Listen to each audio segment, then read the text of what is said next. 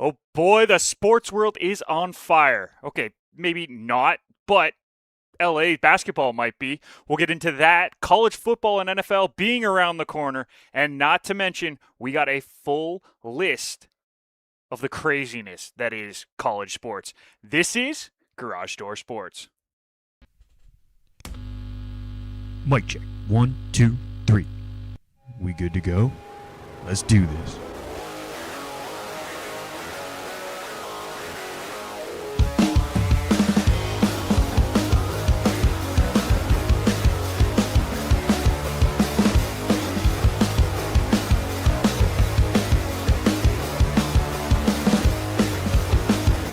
That's right, folks. We are back. Nick McVicar, joined alongside Adriano and Tesolin, as well, hopefully. Kyle Varty will be joining us shortly. Gotta love technical issues, man. It's the best. But Adriano, my brother, how you doing, man? It's good to be back. It's been a while. Been a while. Been a while.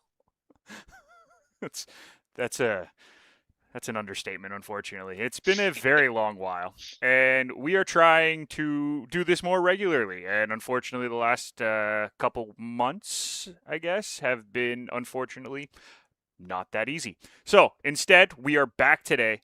We got a full slate today for you, folks. And I'm going to start in your neck of the woods, Adriano, because, I mean, we have you on, so we might as well start with basketball.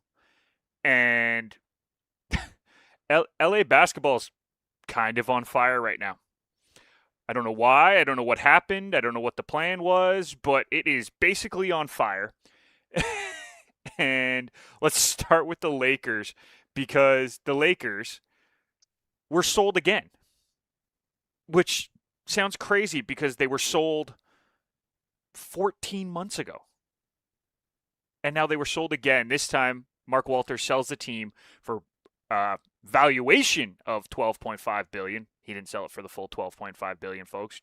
Make that very clear. He's not the full owner. To Bob Iger and Josh Kushner. If that name sounds familiar, yes, that's Donald Trump's son-in-law's brother. So, Iger, Kushner in for Walters.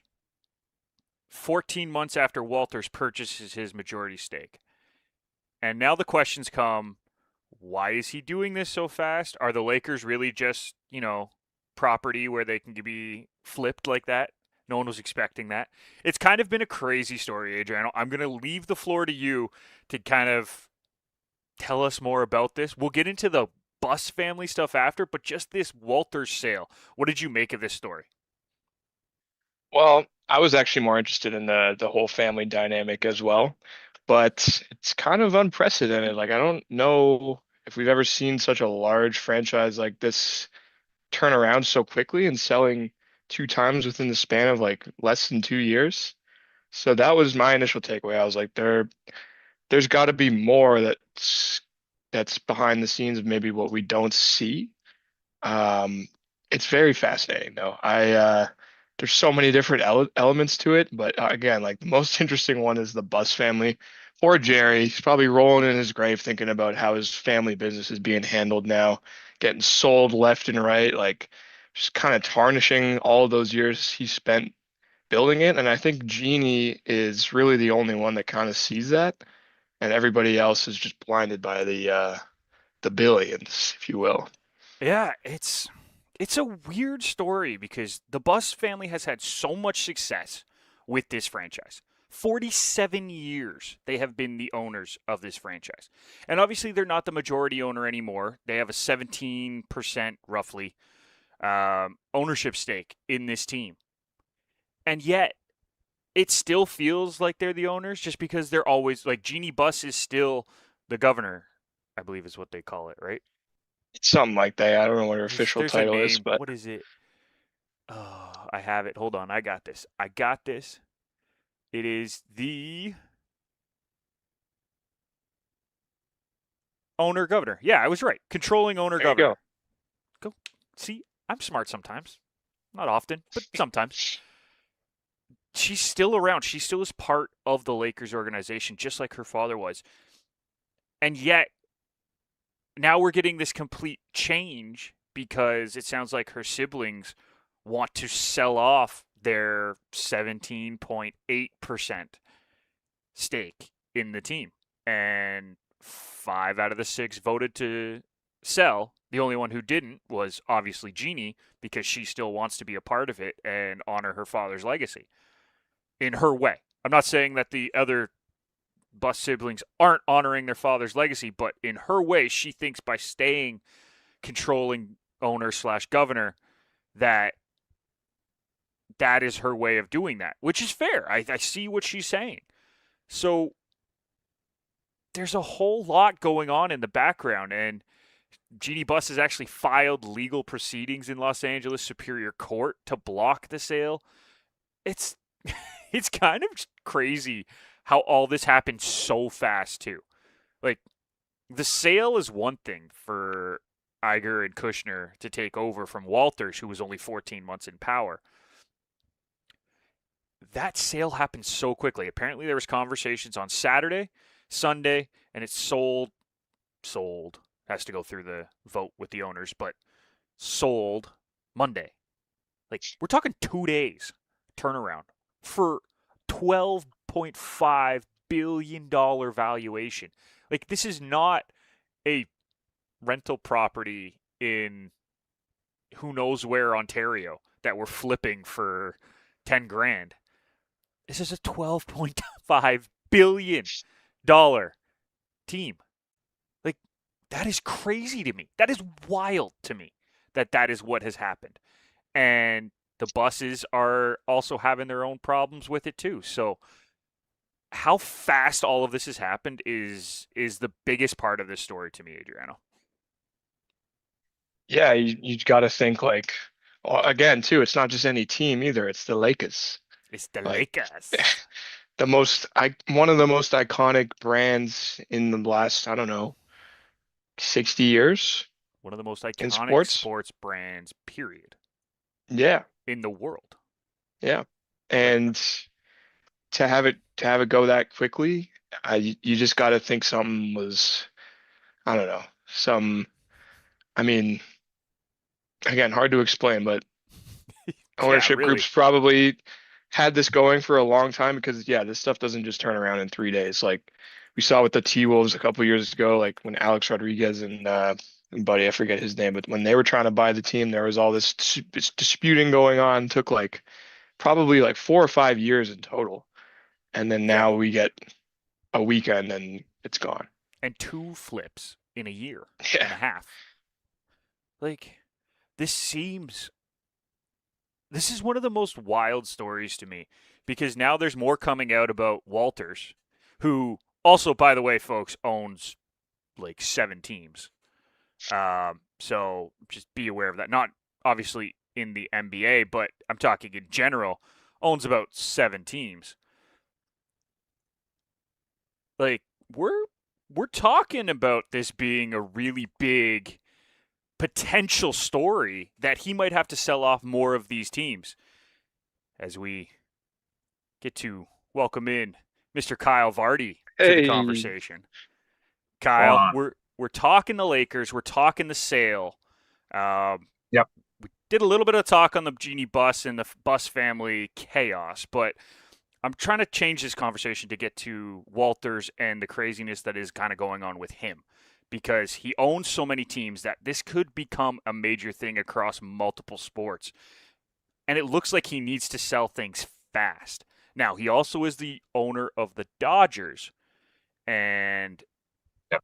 that's his crown jewel. It probably won't get to that. But could you imagine the Dodgers and the Lakers selling within a few months of each other? I mean, the real question is who's going to want to take on the Dodgers all the deferred money? I guess that's the better question. You're going to have to It's a great pay question. billions of dollars in deferred money accordingly, let alone the value of the franchise itself. So, I don't know. It'd be a crazy thing to do, especially with how popular slash unpopular, I guess you could say, the Dodgers are right now. Yeah. Um, and I mean, it shows you the sports status of the sports market right now and how crazy is. He sells the Lakers just over a year after buying it and makes a profit, which is kind of crazy to be honest. But Yeah. um, I can only imagine how crazy that Dodgers number would be accordingly.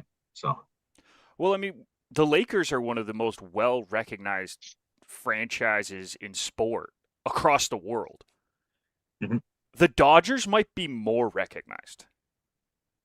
Yep. So if the Lakers were at 12.5, and we can realistically guess that the Dodgers might sell at a valuation, obviously majority ownership, it's not one single owner, but the Dodgers could sell upwards of almost $20 billion.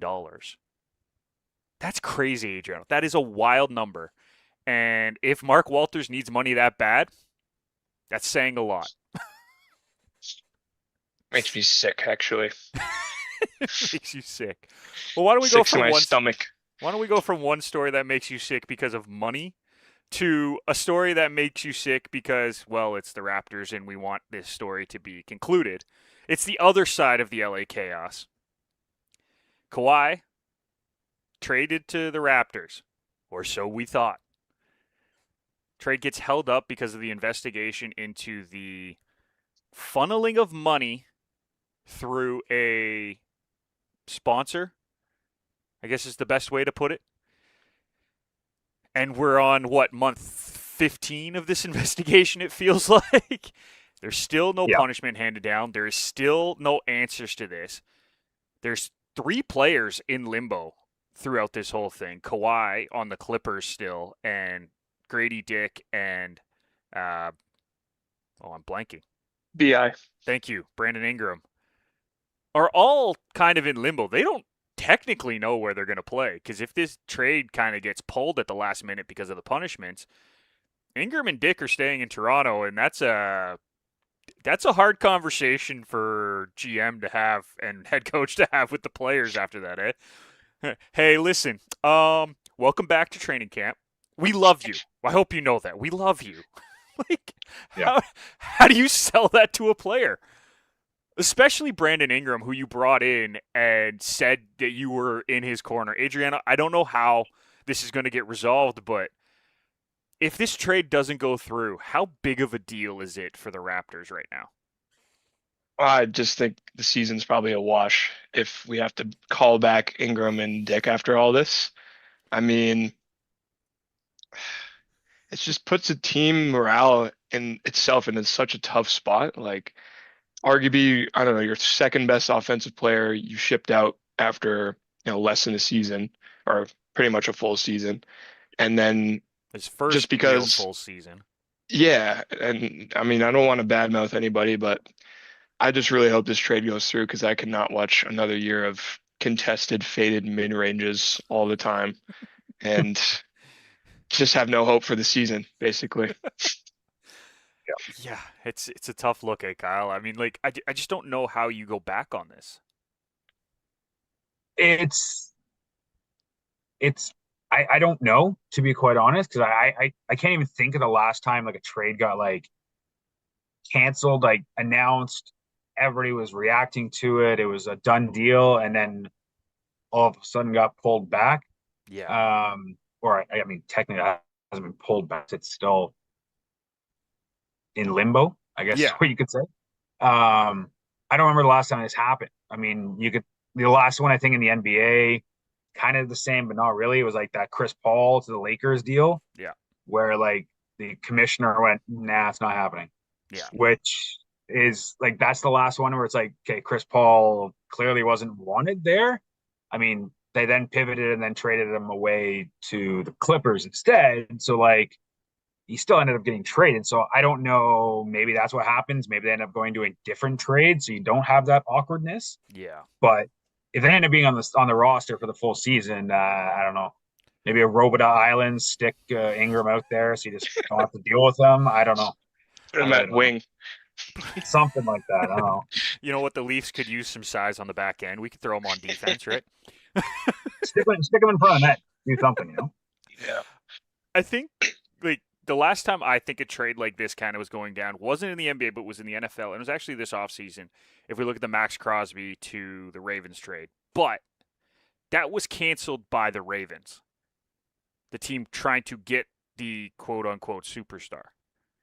This one's being canceled because the league is, or not canceled, potentially canceled because the league is trying to debate what punishment that they should give out to Kawhi Yeah. and or the Clippers.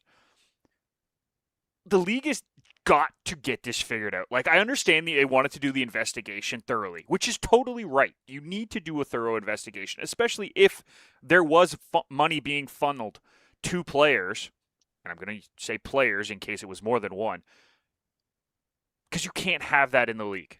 If that's the reason he went to LA was because of funneled money instead of staying in Toronto, that changed the landscape of the Raptors for the last 5 years, right? Totally. You cannot have that in the league. So I guess the way I'm going with this, Adriano, is like at some point the league has to get to a solution, get to a resolution. Is it going to come before the season? Or are we going to be stuck in limbo until December? Well, obviously, the longer it goes on, the worse it is for us more than them. Yep. I think the most fascinating part about all this, though, is that if Steve Ballmer were to be involved in the punishments as like the owner of the Clippers, obviously, he's got more money than like the entire NBA. So Yeah. if he takes them to court, it could be real spicy. So I don't know if any punishment that involves money is going to change anything, because he could just be like, all right, I'm going to lawyer up. He's probably got better lawyers than the NBA does too. So it's This going is to be bad for like that Dustin Poirier meme. It's going to be bad. It ain't going to be good. That's for sure. Yeah, Kyle, I don't know if there's anything else we can say on this one other than I wish this was done. Because we're like the season starts in a month and a half. Is that right, Adriano? I think it's mid-October. Yeah, late October. Yeah. I just hope it gets resolved. I hope one way or the other we get an answer and it's soon. I would prefer him to be on the Raptors because Kawhi as the player would make that team that much better, but I don't know. I really don't know. I just don't know where they go from here at this point. Like, it feels like they're pushing too hard to get to the nitty-gritty of the story as opposed to just getting to the resolution. It's almost like they want to find something even if there might not be there. And I'm not saying one way or another. Like, they've done a great job reporting on it down in the States. It looks like something's fishy. But until proven, like, there's no way for us to know. We're not doing the investigation ourselves. As good as Pablo Torre is doing down there, and he is, there's more to it than just what he's saying, because there's more to it than he can find. So unless there's a smoking gun that they are holding on to, at some point you just need to make a decision. I'm tired of it. Yep. Get to the end of it. Let's get to the good stuff. Gotta love it. From one investigation to a potential lawsuit, I guess, is the best way to put it. Let's go to the NFL, guys, and college football more specifically, because Dae'Quan Wright is causing some chaos. And it is going to be a very interesting next few weeks, because Dae'Quan Wright was waived by the Cleveland Browns. Yes, Adriano's Cleveland Browns. He is a tight end, by the way, folks, if you did not know. And he's going back to college, which to me makes no sense. I want to make that very clear before we get into all the nitty-gritty and all the legality of this story. I don't understand this. It really bothers me, and I don't really know where to go. But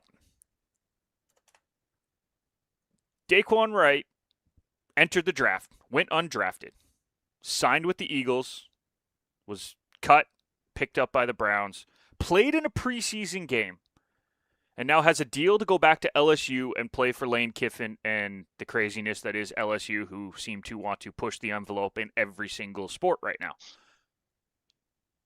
Now, there was an injunction in Louisiana for athletes from the 2022 recruiting classes that the NCAA has instituted a 5-year, eligibility rule. So you have to play. You can play 5 years, but it has to be within 5 years of your high school graduation, which makes sense. Right. I think I'm honestly, I've always been shocked that that wasn't the case before, but whatever. 5 years and 5 now. Mm-hmm. There was an injunction in Louisiana that is allowing athletes in that 2022 class to go back for that 5th year, which they're the only class that will be messed up by that rule or miss out on a 5th year because of that rule this year. So, Kyle, I'm going to start with you on this one. Adriano, we'll go to you after. This rule to me makes a ton of sense. The injunction makes a ton of sense. What doesn't make sense to me, at least, is he was on a professional roster for a, albeit preseason, but a preseason game. Yep. I don't think anyone who has been on a professional roster, especially has played in a preseason game, should be allowed to play college sports, regardless of the sport. It can be basketball, it could be hockey, it could be volleyball, it could be tennis. I don't care. If you play on a, I mean, tennis doesn't really work because I'm talking teams, but if you play or rostered for a professional team at any point, you should not be able to play college. That's my opinion. What do you make of this entire story? You can go in any direction. You can go LSU, you can go NCAA, you can go NFL. Floor is yours. Well, I mean, to be fair, I completely agree with what you're saying. I think as soon as you mouth the words going pro and then sign a contract, right? Because he had to sign a contract to get this. It's not as if you can just walk on the team, and there's no walk-ons in the NFL. You have to sign a contract to try out, to do anything, to make its roster. You have to sign that contract. As soon as that contract is signed, you are no longer eligible to go back to college. Simple as that. Yep. Right? You want to go to college, go for school, be my guest. You are not eligible to play sports, though. So I think that's how it is. I mean, apparently there is a new thing where the SEC and Big 12 are now going to ban this situation. They're now going forward with banning it. So LSU, I don't know what this guy's going to be. Speaking of limbo, this guy's going to be in limbo now because LSU is part of the SEC. So clearly something is going to be going on there. So, but apparently they're going to court or something along those lines. I think it came out earlier today that they're going to actually ban these athletes from coming back in both football and basketball. So, and volleyball, because I believe it could be volleyball as well. So, because there was an NBA player that did the same thing, wasn't it? Didn't he play a preseason? But no, he played for Alabama. Is that what it was? Because there's one this year too. If that's the same one we're talking about. This past season, or in this preseason in the summer for league. the NBA. Yeah, he's going back to Zaga. Yeah, that's what it is. Okay, yeah. So there's one of those, like, apparently it's gonna be the same situation. So I don't know if he potentially is gonna be grandfathered in or he's gonna be ruled ineligible now. I don't know. That's gonna be an interesting one. But again, I think once you sign that contract, and especially playing in a preseason game, that's a whole different level. But I think as soon as you sign that contract, you should no longer be eligible. No way. I agree. And before I give you a second here, Adriano, there's an interesting way to go about this if you're not sure. And the Canadian Football League actually does a pretty interesting way of it. Now, granted, it's to try to get Canadian players the opportunity and the experience playing at the pro level. But what they do is that players who are undrafted, keyword undrafted, but are stars on their college team can sign a developmental contract for preseason. And it allows them to go to training camp with the pro team. They are not allowed to play in preseason games, but they are allowed to train and get that experience. I don't hate that. Like, if that was what this guy signed on to, was a developmental contract and he was going to practices and he was getting that experience, that doesn't bother me as much. But as soon as you sign a professional contract, you are a professional. That's at least my take. I don't understand this at all, Adriano. I don't know how this can be a thing. Yeah, I mean, I don't know if it's like if NIL had anything to do with what's going on, but it just seems like every decision recently from the NCAA has just been like immediately taken to court, like Yep. across the country. Um, I was reading on it a little bit earlier today, and I think the most confusing part is that it could be a very real situation where somebody who starts the season is considered eligible, and then depending on like a random court ruling, they could all of a sudden be ineligible within Yep. the same season. Yep. So They could be I don't eligible know. today and ineligible tomorrow. They could Yeah, be and ineligible today and eligible tomorrow. That's just how this works right now in college sports. I was So seeing how all like, does oh, that go work? ahead. What do you mean? Like, so if they're eligible one day, ruled ineligible the next, Yeah. does that team face repercussions for the games No. that player did play? No, because he was an eligible player up to the point he's ineligible. So they didn't Yes. dress an ineligible player. It's not like signing a 30-year-old to a U18 team, right? There's gonna be some team that tries to take that to court too. They already know that for a fact. You're like, Oh, well, 100%. he But was like, on that team. He scored a touchdown. Doesn't count. and you know what? If that's the case, this season is going to get wiped out because you can't do that. 100%. You know what I mean? 100%. Like, we're wiping out the whole season. There's no records. Nobody gets the championship. Congratulations to Indiana because they get to hold the title a little bit longer. Like, that's where we're going. One more year. That's where we're going, though. Like, this is crazy to me that this is the story we're talking about because there's no need for it. Like, if you sign a professional contract, you are a professional athlete. You are no longer considered a college athlete. You are no longer eligible to play in college. That's why that whole thing with the Alabama player for basketball last year was crazy to me. Like, I played in the G League. And you can say what you want about the G League, but it is a professional league. You can't go back. That's like Well, now you can. apparently, but that's like a U20 player in soccer going back and playing U18 because he's just not good enough to start. It's like, no, you can't do that. Like, Yeah. It makes no sense to me. There's no logic to it for me. And this is obviously going to be a story for a while, so we'll keep you updated as it goes along. But I don't know. With college football starting this weekend, they're going to have to come to a solution pretty quick, but you know they won't because it's college sports. Okay. Let's move on. Let's get into what is going to be probably the funnest conversation we have on this show. And I know that's not a word, Kyle. Shut up. But NFL, college football, coming up.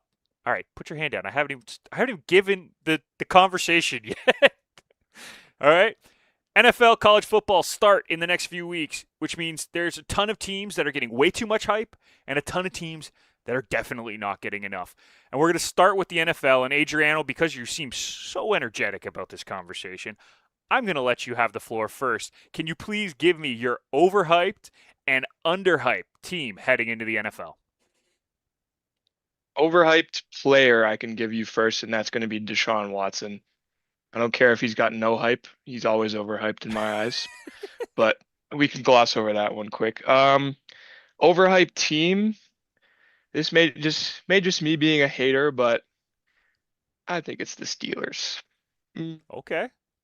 I think every year we know some people who like to say, "Oh, it's different this year. It's different this year. We got Big Mike now. All this. We got Rico like whatever you want to say. Yep. We're gonna, and that's the thing too. It's not even like, oh, we're gonna win the Super Bowl. It's, oh, we're gonna win one playoff game. So I don't know. Maybe it's just because I spent enough time around people who would talk about it a lot. But to me, it's the Steelers. Yep. Yeah. Fair. I'll give you that. And your underhyped team, your less talked about team that you think is going to have a good year. Let's hear it. I mean, biased aside, I would say the Browns, but we're pretty talked about for mostly the wrong reasons. Shout out to you for saying we were a professional team, by the way. Appreciate that. Sometimes it can feel like we're not. That was being nice. Underhyped. First time for everything, Yeah, it feels good. Feels good.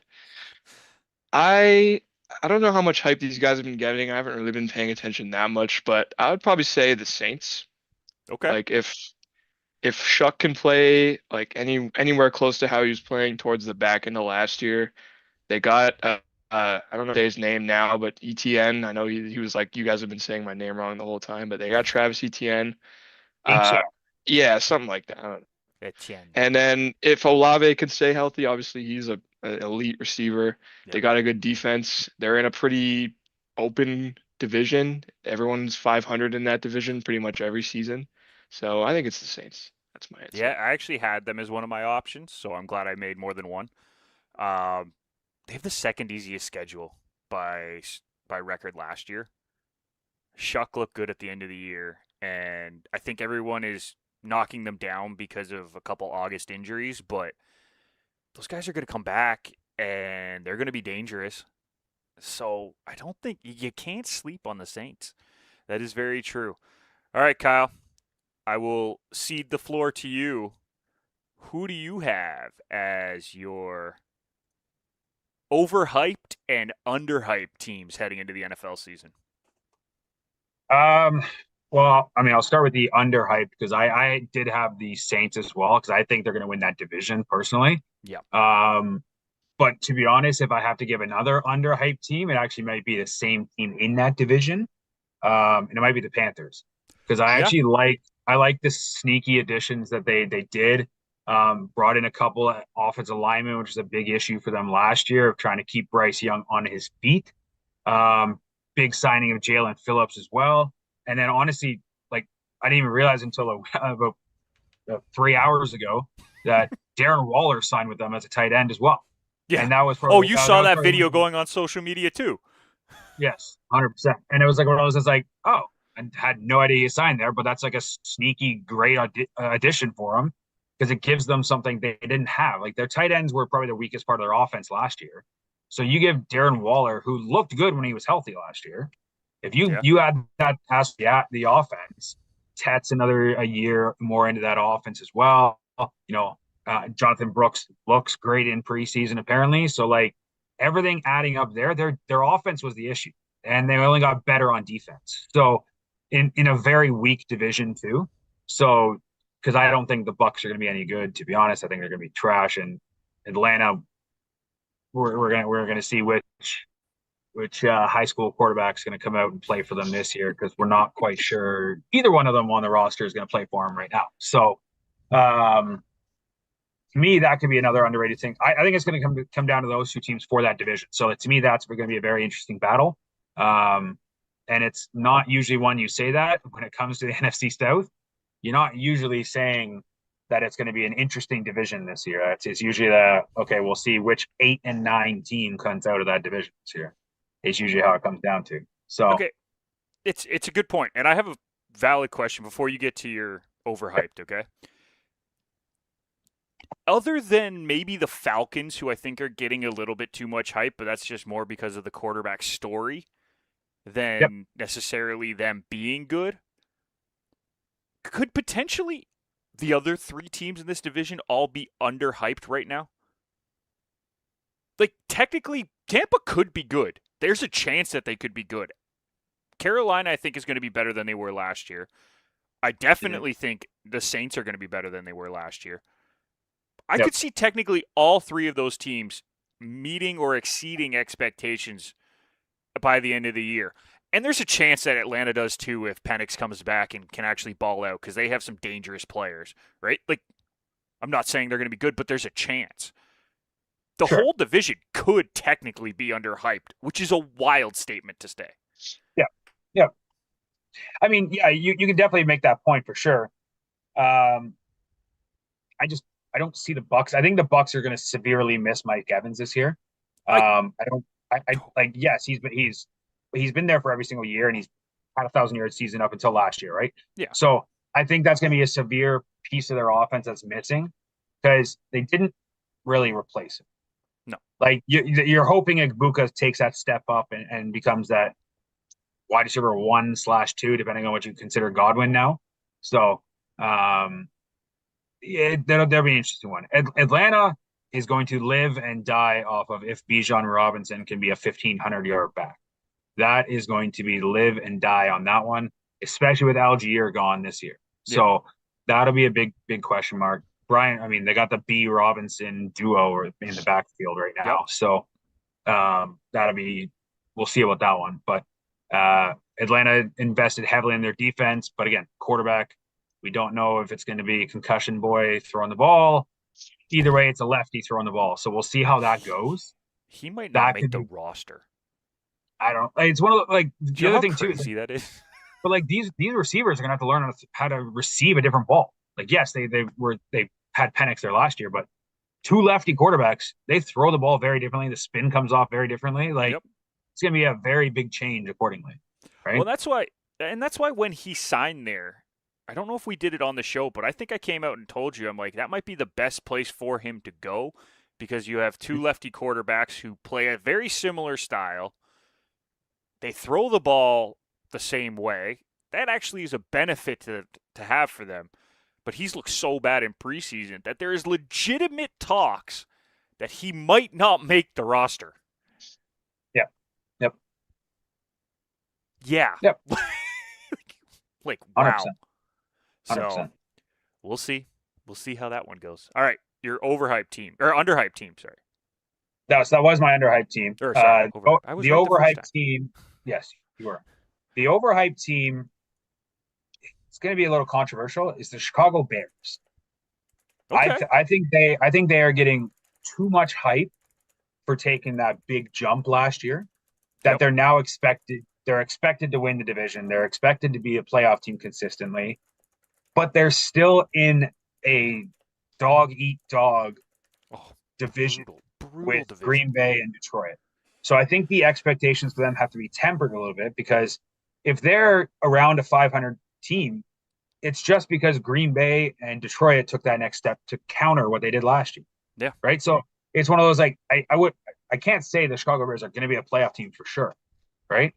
It's going to be one of those, and like their defense literally couldn't get a sack for the life of them last year. So they're going to have to work on that to try and get a little more pressure on the defensive aspect. But like, we'll see. They did lead the league in takeaways last year. So if they do that again, they've got a great shot. But if they're not leading the league in takeaways and they're not getting pressure, that defense is going to be under a lot of stress. So I could see Chicago taking a step back and not living up to the expectations that they kind of set last year. So Yeah. No, I could absolutely see that, and that's going to be an interesting one. Again, I'm a Packer fan, so I'd be totally good if they sucked. Fair. I don't Fair. know if that's going to happen, but I would be totally good with it. So we will see how that plays out. All right, I guess it's my turn now. So we'll go in with I'll start with my underhyped. And this is going to sound weird, so just bear with me on this one for a second while I get through it. But my underhyped team is going to be the Denver Broncos. And it's not because I think people are saying that they're not going to be good. I think everyone knows that they're going to be good. But there's just no conversation around the Broncos right now heading into the season. We are, a week and a half out? Not even a week out from the start of the NFL season. And there's just no talk. And this team made it to the conference championship last year. And they didn't, lose a ton of major pieces. That's usually what happens is that a team who goes far loses a bunch of pieces, and that's why they're no longer talked about. They really didn't lose anybody major. They got Waddle, who's going to have a phenomenal year catching passes from Bo Nix after playing with Tua for the last few years. Yeah. This team is still going to be really good. I know the Chiefs are going to be good as well. I'm not denying that fact. I know the Chargers are going to be good. I know that division is a tough one. Even with the Raiders in that division, who are definitely going to be better than they were last year, are they going to be competing? Probably not, but they're still going to be better. This Broncos team had one of the top defenses last year. They're going to be probably a top defense again this year. And nobody is talking about them. It's crazy to me. So that's why for me, they're kind of like that sleeper, untalked about team that is probably going to be competitive once we get to the playoffs. Now we'll go to the overhyped. I actually have two, and you're probably going to have to bear with me for both of them, but I'm going to get through it. I was hoping one of you would take one of them, and you didn't. So let's start with them Cowboys. The most talked about team every year because they usually are. And ironically, this year it's not because Jerry Jones is talking. But this team has probably one of the toughest schedules, especially when it comes to having a new defense. They have the fourth hardest ranked schedule in the league heading into the year. They are switching their defensive scheme because they have a new defensive coordinator. And they also have one of the most brutal 5-game stretches in the entire league when they have to go, oh yeah, let's see. Eagles, Seahawks, bye, Rams, Jags. That's a tough 5. And then you can even go back even further. They play Baltimore in Rio. They play Houston in Texas on week 4. They play Tampa at home on Thursday night, so a short week. Follow that up with a trip to Green Bay. And then follow that up with another trip to Philly. That's 2 of the hardest 5-game schedules you're going to find in the NFL this year. Yep. And they're both for the Cowboys. So that division is probably going to come down to 2 teams. And it's probably going to be the Eagles. It's probably going to be the Cowboys. Yeah. But the talk about them being runaway champs of this division has been wildly overblown, in my opinion. So they are an overhyped team for me. Now, the second overhyped team also had a good year last year. And I think expectations are through the roof because of the coach-quarterback combination and what people think they might be able to get out of that. But I'm going with the Jacksonville Jaguars. Now, again, we're talking about a team who did really, really well. But they have 2 games in London, back-to-back. I know that they're the London team, so they're used to it. But that's 2 games in London outside of the U.S. You add in the Week 7 bye as well to that. A very early bye week, because then that means they have 11 straight unrested games before the end of the year. 11 straight. Not to mention, they also play Indy the first game back from the bye, followed by a Thursday nighter against Baltimore. So you go into the bye tired after 2 games in London. Then you get the bye, and then you get Indy, division rival, who's probably going to be good. I say probably because you just never know. Guy coming back from an injury like Daniel Jones, you just really don't know what they're going to get from the quarterback right out of the gate. And then you followed that up with a short week against Baltimore? Yeah. That's a tough little stretch there. So I do think Jacksonville's still going to be good. I still think they're going to compete for the division title, but the hype of this team running away with the division is just too much for me. So that's why I have both of those in my overhype. Thoughts on that, boys? Go ahead, Adrian. I think the Jags is an interesting one just because they are in another one of those divisions where it's like, I don't know, some years the division could all be really good, and some years they could all Agreed. be, again, like 500 because they play each other so often. And yeah, like last year, Houston stood out. The year before, I don't even remember. I think it was Houston again, but then it like goes back and forth between those 3 teams. Titans, they're kind of They're kind of the is the Titans. Titans is the 4th division in that 4th team in that division, but they're kind of on their own. Yep. They could make things a little bit interesting for like if it's like week 16 or 17 and Indiana and Houston are, within a game and Jacksonville's there too, they could play spoiler. 100%. But yeah, that dynamic's interesting. I didn't realize their schedule was that cooked. That's a tough one to come back from an early bye and just get a couple of rough, like, physical teams to play against. Yeah. Not the best, that's for sure. Outside of that, their schedule is pretty manageable. Like, they start against Cleveland, at Denver, against New England at home, at Cincy. The 2 games in London are against the Eagles and Houston. So those are going to be tough. So Eagles, Houston, bye, Indy, Baltimore is probably their tough 5-game stretch. Yeah, 100%. But then you have the Titans, the Giants, the Titans again, the Bears, the Steelers, and then you finish with Houston, Dallas, Washington, and Indy. So they have pockets of really tough games and then some that are very winnable. So that's what I don't know. I just see that potentially not meeting everyone's wild expectations. That's kind of where I'm at with that. So, all right, boys, you want to move on to the other league? Because, that's not the other league. Let's get the other league up. But the NC2A. So I started with you, Kyle, on the last one. I'm going to start with you, Adriano, on this one. Who do you have as your overhyped and underhyped for the NC2A season? To be honest, I don't really watch college football. Okay. Who was good last year is a good question. Indiana. Indiana, Will Indiana still remain as a good team without Mendoza? I think their coach Signetti's built a pretty decent program over there. So I wouldn't say they're necessarily one or the other.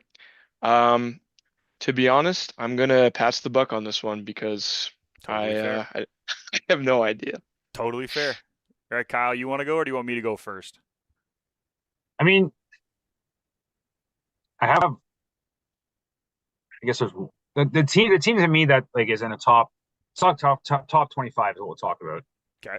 The team that's in the top 25 that I don't think deserves to be in the top 25 because they lost a lot of players, probably Texas Tech. Okay. For me, like losing Bailey, Lee Hunter, like that kind of stuff, like huge names leaving for the NFL. They didn't really have the best recruiting class either. So to me, that could be a team that's like they're a top 25 team. They lose 2 weeks real quick and they're immediately out of it. Yeah. If we want to talk about, underrated, I mean, I can't really say they're underrated. Like LSU isn't a rated team. Like it's kind of hard to say.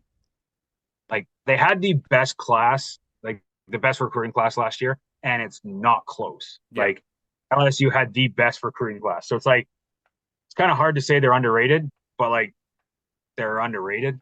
It's really it's kind of a cop-out answer, I guess what you could say. But like to me, they're a team that could make a big jump and they could be the 1, 2, 3 type of situation. Wow. Probably more 1, 2, if I'm being quite honest. In the SEC or in all of college football? I mean, SEC for sure, I think. Okay. But all of college football, I could definitely say. I think basically the number 1 team in the country is going to be out of the SEC, if I'm being honest. Wow. I just think it's going to be that. But I would say they would be the underrated team for me. Okay. It's interesting because I actually had them as a potential overrated team. Fair. Because more than anything, new head coach, massive recruiting class. So guys who haven't played together. And the pressure of playing in LSU is not talked about enough. There's a few schools in college football that the pressure is so high every single season. Bama, Ohio State. I would say the pressure is high at Michigan, even if they've had a couple bad years, but the pressure is still there regardless of where they play. Texas, LSU are probably the 5 biggest. Maybe you could throw Georgia in there too, but I don't know if the pressure to win at Georgia is as big as just their expectation to win. Does that make sense? Like they're expected to win, but they don't have that same pressure of the Bamas and the Texas. I would say that's changed in the last 5 years. Okay. I would say originally, Georgia was one of those teams where they're like, if we win, it's great. Like we're expected to be a top 10 team. But then as soon as they went on that run where they were a team, I think that's where it kind of played a factor, and they've become now it's pressure. It's like now they are consistently a top 5 ranked team. The pressure is to win. I think that's okay. That's fair. So we'll put Georgia in there, but those are like the 6 schools that the pressure is there, and LSU is one of those schools. Like there's no doubt about it. They are one of those schools. So I didn't actually have them as my overhyped team. I have a different overhyped team, but they were in my top 4 overhyped teams, so it'll be interesting. But Fair. I'll get to mine quickly. I'm going to start with my underhyped team, and I think it's more because people just don't expect them to do well anymore, even though they are what you would consider a blue blood football school, and that's USC. I think they're being unfairly looked at because of their coach more than anything. But I think this roster is actually really, really good. They returned Jaden Maiava, who is going to be a good QB, and he's behind a massive O-line. That O-line is monstrous. If you've seen anything from that USC O-line, they are disgusting. And they play in the Big Ten, so having a big O-line is going to absolutely help them. They also have a pretty favorable schedule outside of 2 or 3 games. Now, they do have to play all 3 of Ohio State, Oregon, and Indiana. But you take those 3 games out. The rest of their slate is San Jose State, Fresno State, Louisiana, Rutgers, Washington, Penn State, Wisconsin, Maryland, UCLA. So maybe that Louisiana game is a toss-up, but outside of that, I think they win all the other games that they in that schedule. Even the Penn State, even the Washington, who are rated or ranked teams. I just think that they're better than people are expecting. I don't think that they're a top 5 team, but they're ranked number 14 going into the year. I think they are going to be more in that like 8 range when seasons come and gone. I do think the Big Ten has a ton of top-end talent in it. But at the same time, my overhyped team is also coming from the Big Ten, so what do I know? So yeah, that's my opinion on USC. My overhyped team, as I said, also coming from the Big Ten is Penn State. I do think they have the potential to meet the expectations that they have, but they finished 3-6 in Big Ten last season against, again, one of the better conferences in college football. They have a new head coach, technically. I think he took over partway through the year, but technically he's a new head coach. Yep. And a completely unproven system at this school. They had to bring in a ton of guys. Yes, he's coming from a system and he's bringing his quarterback, but you have so many new players coming into the system who have never played for him. And people, they're ranked. They are ranked very high. Very, very high. They're 18 in the rankings. And to me, that is just too high for a brand new system for a team that went 3-6 in the Big Ten last year. It just doesn't make sense to me. Especially when you consider the fact that they play some pretty strong teams. Now, granted, outside of USC, their big teams are Michigan and Washington. They get to miss out on Oregon, Ohio State, and Indiana in their Big Ten schedule. I still think it's a little bit too much, so Penn State is my overhyped team. Thoughts on that one before we wrap this bad boy up, boys? No, I think you made good points there. I mean, the biggest thing that could help Penn State is, as you said, they do kind of miss that big 3 in their schedule. Yeah. So it kind of helps them in that favor where they might be able to get by, but you're going to go back to that. It's all going to be the rankings for the playoffs. It's all going to be, strength of schedule is the big thing too, right? So if they don't play those big 3, it's probably going to hurt their case, but they might make up for it. Unless they wipe the floor with everybody, correct. It'll hurt their case. Yeah, like if they win the games that they have, that's one thing. But if they lose some of those lesser schools type of situation, ones they should win if they truly want to compete for the title, I could definitely see that being a factor for sure. Yeah, I would agree. So, all right. That's all I got for you guys. But Adriano, is there anything you want to add before we go? Yeah, 2 things. One, I forgot a certain Manning plays for Texas. So give me the Longhorns to go all the way. knowing Longhorns to very go little about all the way. knowing very little. I know Texas has a good program at least, so that doesn't feel like a ridiculous claim.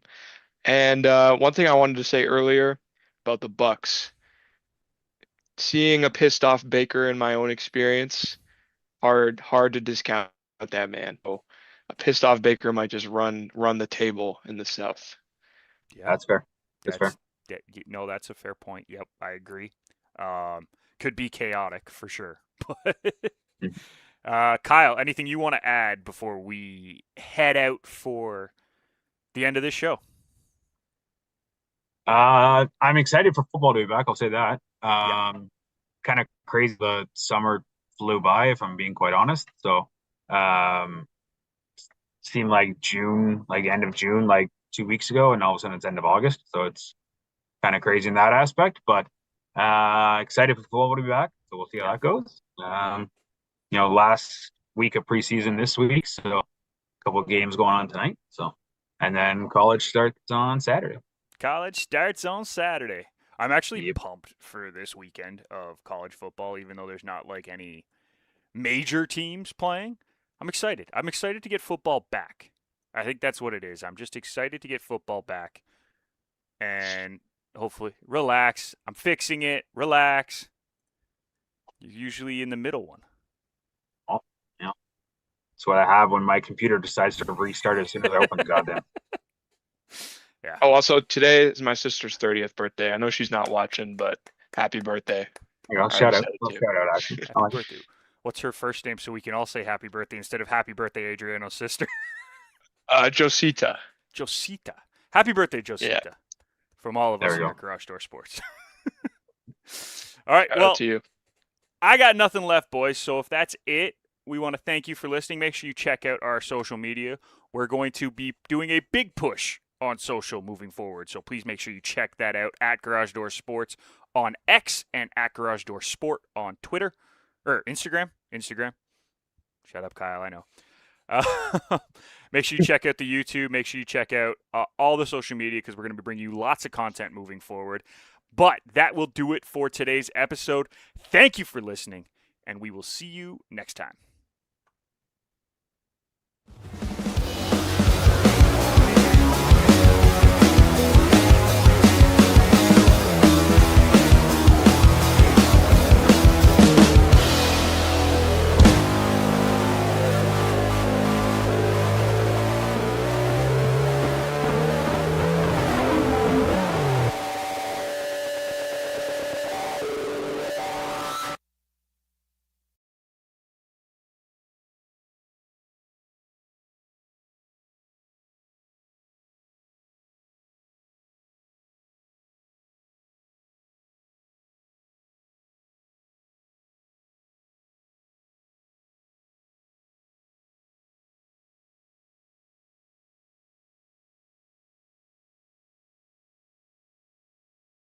Okay.